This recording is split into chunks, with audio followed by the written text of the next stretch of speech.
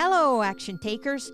Welcome to Live Blissed Out, a podcast where I have authentic conversations with business owners and subject matter experts to help us get the scoop, the 411, and the lowdown on a variety of topics. Tired of hesitating or making decisions without having the big picture? Want to be in the know? Then this is the place to go. I'm your host, Marissa Houston, helping achieve bliss through awareness and action. Thanks for joining me. The information, opinions, and recommendations presented in this podcast are for general information only, and any reliance on the information provided in this podcast is done at your own risk. This podcast should not be considered professional advice. Want to save yourself that trip to the market? Instacart delivers groceries in as fast as 1 hour. They connect you with personal shoppers in your area to shop and deliver groceries from your favorite stores. Receive free delivery on your first order over $35. Just follow the link in the show notes to let Instacart know I sent you and help support the show. Instacart. Never step foot in a grocery store again. Did you know, while the idea of natural building materials still holds strong sentimental appeal, some insurance companies charge more to cover a home with a wood-shake roof because of the potential for fire, and others won't insure it at all. What do you think is the most common residential roofing material used in the United States today? Send us a tweet at LBO Podcast. This is episode 23. Thanks for joining me. Our topic for this episode is roofs, and my guest is Angela Grunst. Angela is the marketing director for Roof Brokers, Inc. She has over 22 years of experience in the roofing industry and is a wonderful resource for anyone with roofing needs. She is responsive, responsible, and professional, and her clients are in excellent hands when she and her team engage to help provide services for roofing needs. Angela's team is very client-centric. Their attention to the detail sets them apart from the rest of the industry. For more information, visit her website at roofbrokers.com. Hi, Angela. Welcome to the show. I'm excited to be here. Thanks, Marissa. All of us homeowners have roofs, and we know they're up there, and we know that if they're not causing us any problem, we don't give a second thought about them. But when there is a emergency or perhaps some sort of weather catastrophe that happens, all of a sudden we get bombarded with flyers or people knocking on our door telling us to inspect our roofs. And most of us consumers are confused. We don't know who to call. We don't know what to consider. We don't know how the process looks like. So I'm looking forward to getting more information from you about how that works. What should homeowners be aware of when it comes to roofs? Well, I'd like for people to know that roofs require maintenance just like your car does. So you can put on a roof that has a lifetime warranty, but that doesn't mean that natural things won't occur. There's sealants up on a roof that can wash away over time. There's flashing that can lift up slowly that needs to be resecured. And the little neoprene pipe jack vents that go around the plumbing vents, these can just deteriorate over time. So it's really important to have your roof inspected occasionally to make sure to get these maintenance issues addressed, and this can then prevent interior damage. That would be an additional charge that somebody would have to have handled. But roofs are susceptible to more than just hail damage and wind damage. There could be manufacturer defect, there could be animal damage, which is also called mechanical damage, tree damage, roofs that have been poorly installed. Another big consideration about roofs is when you are buying or selling a home. The seller has to have a roof that's in a good enough condition to where the buyer will be able to get homeowner's insurance on it. So, and the buyer, of course, wants to be able to get that insurance and not have to have the expense of putting on a new roof after they've purchased the home. So it's a really big consideration when you are selling and buying a home. You know, that's a really good point, because I think that unless it's a visible problem, like let's say you look up and you happen to see water on your ceiling or dripping that's happening, most of us are not aware about what the condition is of our roofs. And so I guess what I'd like to know first and foremost is, how often should we get our roofs inspected? Well, I would say at least once a year, and there's different times when you might think about having your roof inspected. The obvious one in the Denver metro area, since we have one of the highest rates of hailstorms, and most often, the big one is when a hailstorm occurs. So if you see tree branches all of a sudden in your yard, loss of granules, you see dents on your car, on your fence, these things indicate that you might have hail damage. So that's a good time to have your roof inspected. Some shingles do resist hail better than others. Some shingles might just be newer. Your neighbor might have more mature tree coverage and not get hail damage, even though you did. So I always like to tell people just because you get hail damage, it doesn't mean everybody on the block or vice versa. So another time that I would have my roof inspected is obvious. If you see a roof leak, and that would be observed through damage on the ceiling of your home. So you're going to want to get that corrected before it becomes worse or could lead to a mold issue. So that would be a good time to have your roof inspected. And if you haven't had any of those scenarios happen, you can consider having your roof checked in the fall or the spring. And that way, those are times where you can make sure to get those maintenance items checked, just to see if, hey, do I need a little bit more sealant? I mean, these are very inexpensive repairs. You just want to make sure that the roof is in good condition. If you haven't had it looked at in a year, I recommend it, just like with your HVAC, having it before the winter season. But if you've just had a new roof put on with a hail season in the summer, then perhaps wait again for the spring and have everybody, a roof company, come out and take a look and see if you need to have any tune-ups. But typically, the hail season and the leaks are most often when we inspect roofs. Of course, we deal with a lot of real estate agents, so we look at roofs all year round because it becomes an item that the buyer and the seller like to discuss prior to the sale of the home. So speaking of that, who do you think we should call first? Let's say that I don't have any plans on selling my home, but I'd like to get my roof inspected. Do I call a realtor, my insurance agent, the roofer directly, or perhaps a home inspector? Well, it really depends on your situation. Your insurance agent does not want you to call the 1-800 claim number right away until somebody like Roof Brokers has verified that there's actually hail damage there, and not only hail damage, but enough damage to exceed the deductible. You don't want to have a zero pay claim against the property affect your CLUE report. Basically, it's a national insurance database, and too many reports to the CLUE report can actually affect what your premiums cost you, and in some cases even lead to cancellation. If you don't already have a good relationship with a roofer through somebody that you know, your realtor can be a good resource if you need somebody local and trusted. They deal with contractors all the time. Your insurance agent can provide you with names of roofers that they've worked with and had success. But again, they want you to have that damage assessed before you turn in the claim, because once you've turned in the claim, you can't go backwards. Whether or not the insurance company comes out and says, yes, you have hail, or no, you don't, or you have a little bit, but you're not going to get a check. So the bottom line is go to somebody that you trust, your insurance agent, your realtor, or somebody that you had a good experience with as a roofing contractor before,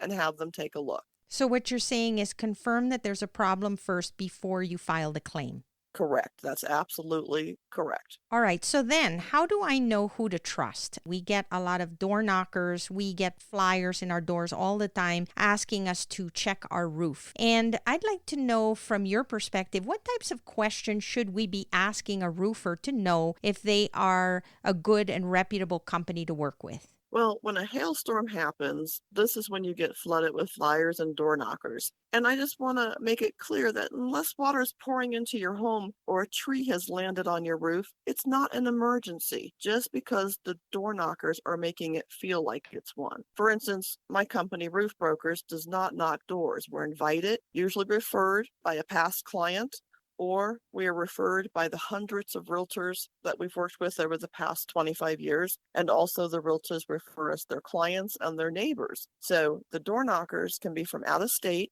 and they're trained to be very tricky sometimes. And not to mention, there can be a lot of very detailed scams that I won't get into here. So I just would highly recommend, do not sign anything just because someone bangs on your door and asks you to. You could be told, that the document is one thing and it's really something else. And also don't call in the claim just because a door knocker tells you to. Again, you want to have it confirmed by somebody that you trust, a reputable local roof company. And I would wait and ask questions to a roof company that you have invited out, not just somebody that knocks on your door. And you'll want to check reviews. You want to get a copy of their liability and their workers' comp insurance. You want to know how long they've been in business. Make sure that they're local. And then you can ask questions like, what are my product options? How much damage do you see? How long will the installation process take? Do you recommend that we talk to more than one roofer, or do you feel like if you've been recommended and you feel like the questions have been answered appropriately and you have a good feeling, is one quote enough, or do you recommend still talking to a few different options before you make your decision? The only time that the insurance is going to be paying for the roof is if there's adequate hail damage. So I would advise getting more than one quote to compare, especially if the work is not storm related. In other words, if you're paying out of your pocket, that's where you're going to see more of a difference in price.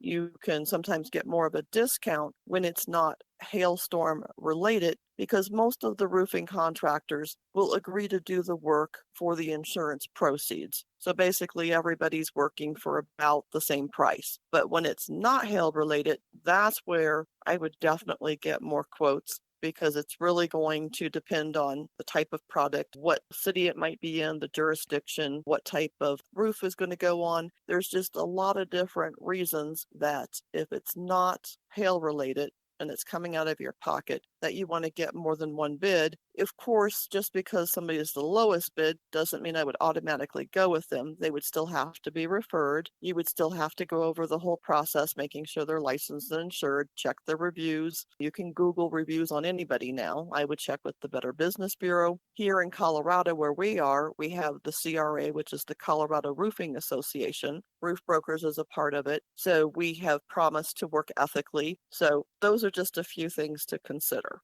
That is so helpful. I had no idea. So thank you for that. Help me visualize what happens after you go into a customer's home and you've conducted a roof inspection. And let's say that you recommended that something needed to happen, whether it was repair the roof or replace the roof altogether. What does the next step look like? What we do is we send out by email a report based on our inspection, and then we will follow up with a phone call to make sure that the email was received. And sometimes, it can go into somebody's spam box but we want to make sure that you got the report. And then we offer to answer any questions and review the proposal with you. If somebody feels like they need to have somebody come in person, we would certainly set up that appointment. A lot of our roof inspections are real estate related, so time is of the essence. So the realtor might need what's called a roof certification. They might need a repair or a whole roof quote because of something that the buyer's home inspector has come up with. So we definitely will make sure to follow up very quickly. And sometimes we find that the roof is just fine in its present condition, or it might just need a little bit of minor maintenance addressed. The reasons that a roof might need to be replaced, actually, the whole roof, would be as if it's not to code, and this is not covered by insurance, or just the roof is beyond its useful life. It could just have more wear and tear than a company is going to want to insure. The roof could have hail damage. It could have manufacturer defect. We have seen a lot of manufacturer defect this year from a group of roofs that were put on about 2 years ago. But let's say that the roof needs to be replaced due to heavy hail damage. We would let you know to contact your insurance company, call in the claim. We would offer to meet the adjuster to help facilitate the claim, but we would also advise you at the same time to contact your insurance agent to make sure that you understand specifically how you're covered with your homeowner's insurance in regards to roof replacement. Not everybody has the old RCV anymore, which is that full replacement. You get the first check, and then once the work is done, you send the bill to the insurance company and they release a second check. Some people have now what are called ACV, so that's actual cash value. So if your roof is over 10 years old, you might not be getting very much in your first check, and you would not get a second check or depreciation check. I've had customers that have what's called a percent deductible. So it was a 2% and the home was about $500,000. So that was $10,000 out of the customer's pocket before the insurance money even kicked in, even though the roof was completely totaled by hail. And then some people don't necessarily have building code upgrade coverage. So we always advise the customer to find these things out before they make a decision. So you just can't assume that the entire roof is going to be paid for by the insurance company. and you want to make sure that it's a good decision for you. We also always make sure if you have an HOA that you contact your HOA, see what products, manufacturers, shingle colors are accepted. So a lot of HOAs are very strict as to what colors and products they allow. I've even seen people say, oh, I'm signing off. I don't care what the HOA say. And then a year later, after a lawsuit, they're tearing off that roof color that the HOA fought them on. So basically what you're saying is it's very important to understand your insurance, all the regulations in the area that you live in. Just go in with eyes wide open and do your research so that whatever decision you end up making is the right one for you. Exactly, because everybody's insurance policy is different. Everybody's HOA is different. So you want to make decisions that are good for you. You talked about HOA. They're going to have their own requirements in terms of what types of roofs they will allow in terms of replacement or repair. However, in an area perhaps where it's your own home and you don't have that to contend with, how do you know what type of roof is the best roof for you? Do you help your clients make that selection? Do they go to a warehouse where they get to look at different types of roofs? Talk to me a little bit about how you make that choice. Well, what we do is we also want to help them make the best financial choice. So let's say HOA requirements are not needed. So the next thing is you want to contact your insurance company and say, if I install an impact-resistant Class 4 shingle, which is more hail-resistant, how much of a discount will I get from my homeowner's insurance? It could be as much as 25% off of your homeowner's premium. So that's a considerable amount of money. So that being said, we get samples for you, and we actually can start you online to look at the different websites as to what products are available. But we highly recommend, once you've narrowed it down, you want something in the grays or something in the browns, something neutral, we recommend that we bring out samples so that you can actually hold a sample of the shingle with the granules on it up against your siding and trim to make sure it complements. I think right where we office, I think I saved them from making a very poor decision on shingle color with what our siding color was. So I always recommend not just trusting the online version of the color, but actually seeing it. So we want to make sure that you're making a good color selection. Also, if you want to change colors, drive through your neighborhood.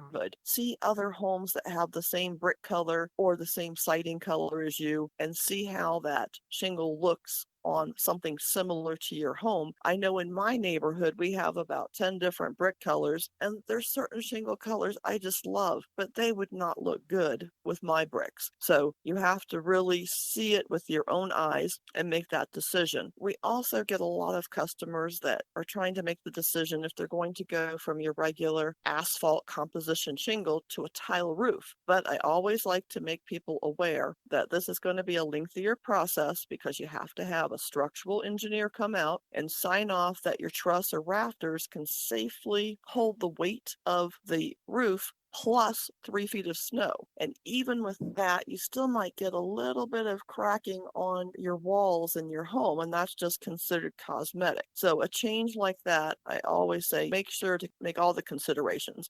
If you're putting tile on brand new construction, it's put to bear the weight. So that's one consideration. And there's other products, not just tile, but there's stone-coated steel. There's different things that have a very nice look. But again, it's your consideration is going to be, how long am I going to be in this home? If I'm thinking about selling this home, I might not want to invest in an upgraded material. But if this is my forever home, then maybe I might want to take a look at other types of products. As far as selecting the right roof, it's very personal. And I have a lot of people that are selling their homes that find out they have to replace the roof, and they're very generous with the buyers and let them choose their own color as long as it's within the HOA. They might be changing the house from a green paint to a gray paint, so putting on a different shingle color might be appropriate. And since the roof already has to be replaced and they're leaving the property, then it makes sense for the new buyer to be able to choose what they feel would be the best fit for the new design that they'd like to make in the home.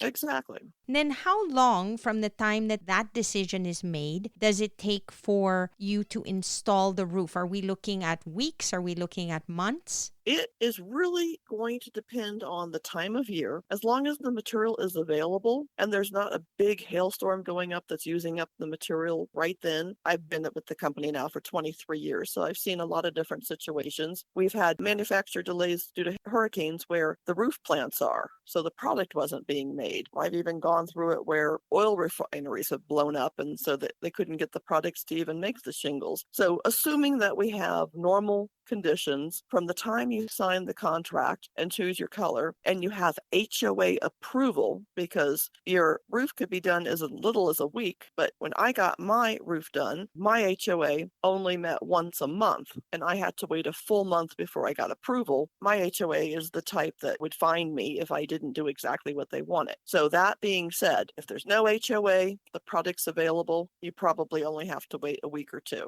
Now, in the winter, there can be delays. You need the temperature to be above 45 degrees for a good installation and seal. So if you were to have multiple snowstorms or if the temperatures were frigid, I would not recommend putting on the roof.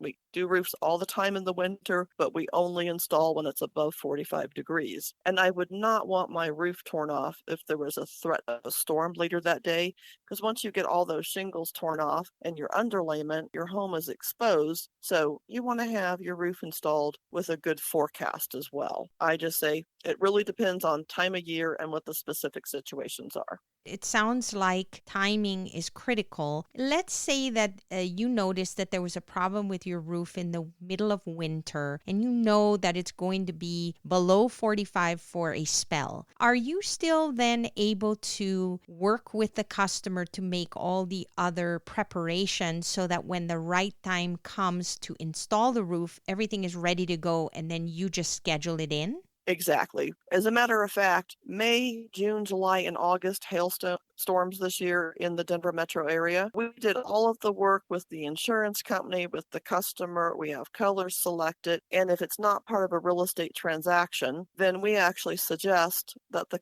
customer wait and have an October, November installation if there's not a leak that they are having to have addressed, because that way they don't have to worry about being hit by a hailstorm twice in one season. The season out here is pretty much May through September. So we can get everything ready to go, but we always want to communicate with the customer. This is when your shingles are going to be loaded. If you have pets, your pets cannot be outside. Debris could fall off that could injure the pet. You don't want to have your children outside. Sometimes, depending on how the house sits, we might have to have a dumpster rather than a truck. You might want to have vehicles pulled out. So we always need to communicate with you close to the time so that everybody's prepared, but we can have everything basically ready to go. In other words, separate emergencies from non-emergencies as well so that you can find the right time to install the roof for your particular need. Right. I mean, if somebody has a big issue like lightning strikes and there's a tree that has pretty much broken the truss and through the roof, that's an emergency. A leak is an emergency. This is not an emergency. But when you're selling your home, if you find out during the inspection that you have hail damage, you're going to have to replace the roof. Even if it's the summer, I suggest getting it done before the home changes hands. It's a lot easier to deal with your insurance company when you're still the owner. And then also, if you don't do the roof before it closes, then they're going to escrow 1.5 times the money. So that's going to tie up some of your money for a period of time, because who knows when the buyers will actually get the roof put on. So in that circumstance, I would go ahead and get the roof done as soon as possible. How do we go about paying you after the services are done? What is the timing in terms of reconciling what is owed? Talk to me a little bit about the process for payment. Sure. Payment, it needs to be agreed upon prior to the installation beginning. A good contractor will review the scope of work and what the financial expectations are. If you're paying out of pocket for the roof, typically you pay at work completion. A large job or a special material order may require a deposit. And that's typically once the materials have shown up at your home and the permit has been pulled. If you're closing on your home within 2 weeks, we will put the roof on 2 weeks ahead and then wait to be paid out of closing proceeds. So it's actually the title company sending us the money. But typically you pay once the roof is complete. But if the roof is being paid mostly by insurance proceeds, most insurance companies will issue you a first check, and then you have to turn in the final bill to show that the work has been done to your insurance company. And it could take a few weeks before you get the second check back. So the roofing company is aware that they're going to have to wait a couple weeks for that money. The one thing is to definitely call your insurance company before you start, because what they might do is the insurance company might send you the check made payable to yourself and your mortgage company. Some mortgage companies, it's a real easy process to get that check endorsed. Others I've seen tie up your check for a month or two. So that's something to consider if you're getting an insurance check that's made payable to you and the mortgage company. So keeping communication clear between you and the roofing company and the insurance company will help alleviate any potential surprises on the back end. Right. You want to make sure that this is how my insurance company handles a claim, and you want to know how your mortgage company handles it if they are involved. And if you communicate and you document through email, it can be a very easy process. So we have a lot of times where clients are all worried that we're going to be upset because it's taking them a month to get that second check. We understand it's insurance. We're going to verify that the money's coming, but we're not going to pressure somebody to have it right there the second we nail in the last shingle. If you do get a new roof, keep the warranty, register the warranty, read the warranty, because if you sell your home, you want to be able to offer to transfer that warranty to the buyer. And also after a few years, if you notice that your roof is prematurely losing some granules, if you have that warranty in hand, we can assist you getting a brand new free roof. So keep the warranty. That is such a great tip. Thank you, Angela. I will definitely keep that one on my back pocket. Good. I'm glad. When I talk to my guests, I learn so much in the brief time that I'm able to share with them and get their insights on the expertise that they know about each particular topic that I interview about. And I know now that if I do ever come across a roof problem, I know exactly how to handle it thanks to you. So thank you so much for sharing all your knowledge with us today, Angela. You're very welcome. And thank you so much for having me. That's all for this episode of Live Blissed Out. Thanks for listening, and thanks to Angela Grunst for being my guest. If you find value in our show, please visit liveblисsedout.com to reach out, subscribe, and share on social media. This show is made possible through listeners like you. Thank you. So long for now, and remember to keep moving forward.